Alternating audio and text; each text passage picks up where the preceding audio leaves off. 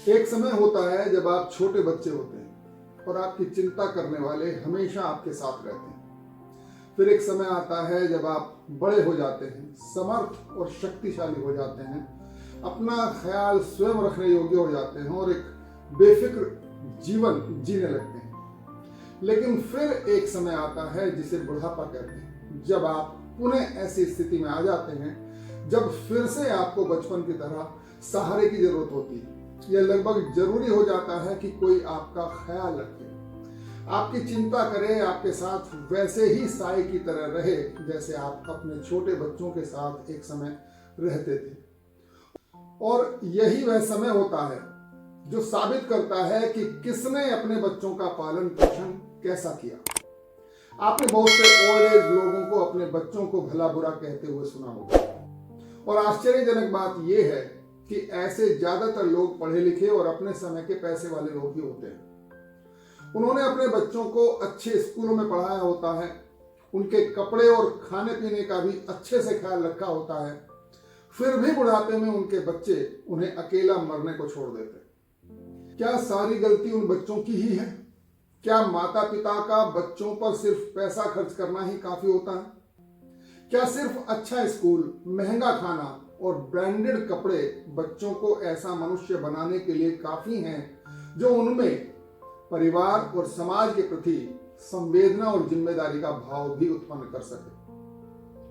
कल एक सेमिनार में बहुत कीमती बात सुनी तो मन हुआ कि ज्यादा से ज्यादा लोगों तक यह बात पहुंचनी चाहिए ताकि वो भी इसका लाभ उठा सके।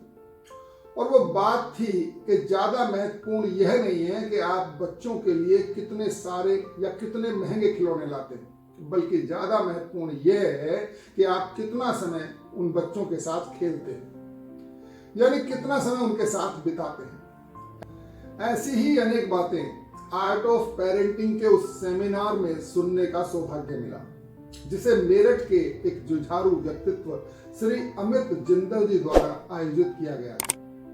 पहली बार मैंने डिस्क फैमिली जैसा शब्द सुना, जिसकी फुल फॉर्म है डबल इनकम सिंगल किड। इस तरह की फैमिली के बच्चे को पैसे से संबंधित सभी सुविधाएं तो आवश्यकता से अधिक मिलती हैं, लेकिन भावनात्मक संबंध यानी माता पिता या अन्य पारिवारिक सदस्यों का समय उन्हें उतना कभी नहीं मिल पाता जितना कि उनके कोमल मन के लिए आवश्यक होता है। ऐसे में उनका अधिकांश समय मोबाइल, टैबलेट, लैपटॉप या फिर टीवी की स्क्रीन के साथ ही गुजरता है, जिसके परिणाम बच्चों के लिए तो शारीरिक और मानसिक रूप से घातक होते ही हैं, आगे चलकर माता पिता के लिए भी कष्टकारी होते हैं।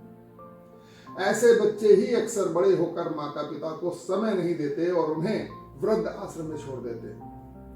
आचार्य चाणक्य के एक सुभाषित का भी सेमिनार में जिक्र किया गया, लालियेत पंचवर्षाणि 10 वर्षाणि ताड़येत, प्राप्ते 16 वर्षे पुत्रे मित्र वदाचरेत। अर्थात प्रारंभिक 5 वर्ष बच्चों को पूरी तरह लाड़ प्यार कीजिए, उसके बाद के 10 वर्ष उस पर गहरी नजर रखें और उसे अनुशासन सिखाएं, तथा जैसे ही वह 16वें वर्ष में प्रवेश करे उसके साथ मित्रवत व्यवहार प्रारंभ कर दें। बच्चों के स्वास्थ्य और संस्कार पर मोबाइल का बेहद खतरनाक असर होता है, ये जानते हुए भी मुख्य वक्ता श्री दिलीप बेतकेकर जी ने इस बात पर जोर दिया कि बच्चों से कभी भी मोबाइल जोर जबरदस्ती न छुड़वाएं। इसके बजाय उसे अन्य खेलों में व्यस्त करें, कहानी सुनाएं या फिर अन्य एक्टिविटीज में लगाएं, बशर्ते उसके लिए आपको भी मोबाइल से थोड़ा दूरी बनानी पड़ेगी। और यदि आप बच्चे और स्वयं के भविष्य के प्रति सजग हैं तो इतना तो आपको करना भी चाहिए। इस संदर्भ में एक घटना दिलीप जी ने सुनाई। वह एक बार ट्रेन से सफर कर रहे थे। उन्होंने देखा ट्रेन चलने पर बराबर में बैठी महिला ने अपने बैग से एक पत्रिका निकाली और पढ़ना प्रारंभ कर दिया। बगल में बैठे महिला के पुत्र ने भी अपने बैग से एक बुक निकाली और वह भी पढ़ने लगा। इस पर दिलीप जी ने जिज्ञासावश उन महिला से पूछा, बहन जी, आपने अपने बेटे को मोबाइल के बजाय बुक पढ़ने की आदत कैसे डाली? आजकल के बच्चे तो हर समय मोबाइल में ही लगे रहते हैं, किसी की कोई बात सुनते ही नहीं। इस पर महिला ने कहा कि बच्चे सुनते किसी की नहीं, लेकिन वह देखते जरूर हैं। वह सुनकर नहीं, देखकर ज्यादा सीखते हैं। मैं स्वयं मोबाइल का प्रयोग कम करती हूँ, खाली समय में बुक पढ़ती हूँ तो मेरा बेटा भी मुझे देखकर ऐसा ही सीख गया। मोबाइल में लगे रहने वाले बच्चों के माता पिता भी अधिकांश मोबाइल ही देखते रहते हैं तो बच्चे भी वही करते हैं। इसमें बच्चों का दोष कम, पेरेंट्स का अधिक है। दिलीप बेतकेकर जी ने बताया कि ऐसा नहीं कि बच्चों को मोबाइल यूज ही नहीं करना देना चाहिए।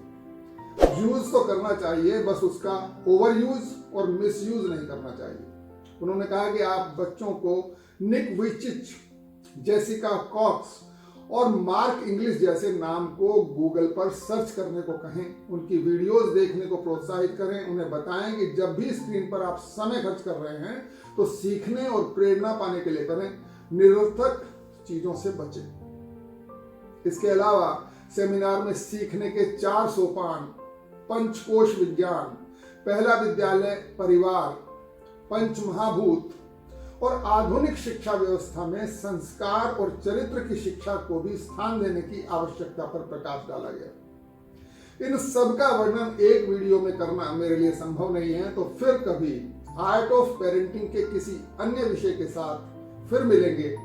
तब तक के लिए इजाजत, नमस्कार।